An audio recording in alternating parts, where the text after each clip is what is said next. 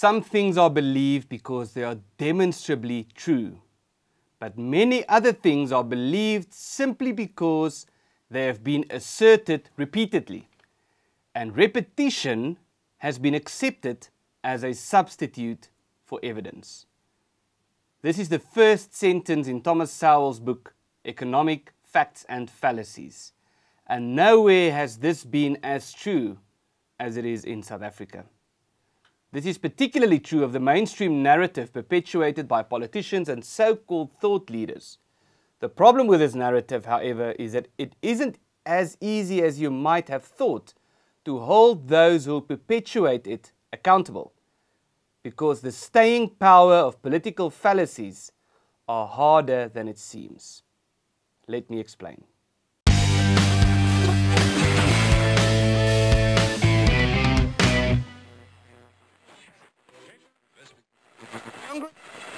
There are many fallacies in South Africa that have already been disproven by facts, and repeatedly so. Despite having been discredited by the facts, these fallacies remain intact. The idea that there is a large-scale hunger for rural land is one example. Another is the idea that expropriation of private property would lead to economic growth, or that BEE, or Black Economic Empowerment, is good for the country, or that social grants uplift people from poverty, that government spending can fix unemployment, or that children who do not speak English should go to English schools. The list is endless. There are many reasons why fallacies like these have staying power, despite overwhelming evidence to the contrary. Public officials will almost never admit that the policy that they have been advocating has turned out badly, because doing so would ruin their careers. So they need to find excuses and scapegoats. Public intellectuals will lose their prestige if they admit to having been proven wrong. So changing the goalposts or resorting to fallacious reasoning is a better alternative than admitting that they were wrong. People who have championed improving the lives of those who are less fortunate through a particular proposed solution would find it painful to confront the evidence that they have made the lives of those whom they wish to represent more miserable. And again, admitting such would end their careers. It's simply not in their interest to do so. The point is, as Sowell points out, that in the arena of political debate, evidence is simply too dangerous, politically, financially, and psychologically. The cost of admitting that they are wrong is simply too high, so they would rather opt to persist, even if that means through dishonesty. So what do we do now? Well, the beginning of the answer is to acknowledge that facts are not sufficient. This is why, for example, when AfriForum spoke in Parliament in 2018 about the dangers of expropriation without compensation, our approach was not to convince the proponents of expropriation without compensation with facts and data that the idea on which they had built their political careers is wrong. If you don't understand my point, ask yourself this. What are the words that AfriForum can say that would result in the ANC and or the EFF responding with something like, you know what, that's a good point. You are right and we are wrong. You have convinced us.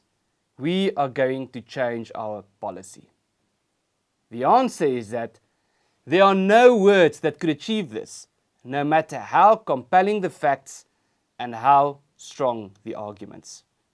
Facts, data, and proper arguments are important and not negotiable, yes, but in the world of political debate, these things are pitilessly insufficient.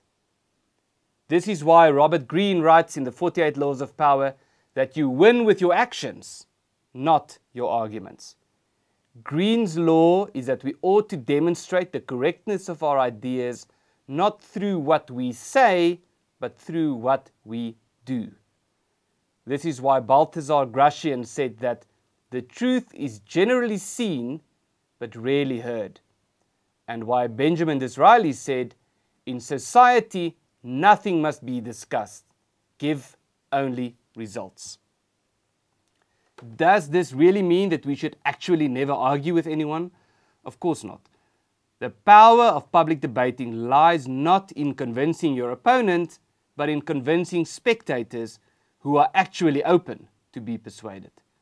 Meanwhile, in the world of public discourse and politics, what counts, to use the ANC's terminology, is the balance of power. AfriForum has executed this strategy with great success on a micro scale as well as on a macro scale in the past. Think about the major concessions that the ANC has made when backpedaling about expropriation without compensation, when they try to soften their attempts by giving assurances about all the things that they will not do. Compare how the ANC has subtly toned down its stance on expropriation. Not a single time has this happened in response to a good argument. Every single time this has happened, it was in response to the balance of power shifting against the ANC. When a major American TV network discussed expropriation without compensation during prime time, when Donald Trump tweeted about it back when he was president of the USA, when a confidential list with farms that have been identified as test cases for expropriation was made public, and so forth. There are many other examples. Authorities don't change their course when they have been convinced by the facts that they are wrong, because doing so would, again, not be in their interest. They only change course when they discover that the balance of power is not in their favor, or in other words, when they discover that it isn't in their political interest to continue pursuing what they have been pursuing. This is achieved through actions, not words. We win with our actions, not with our arguments. My name is Ernst, and this is your fact sheet.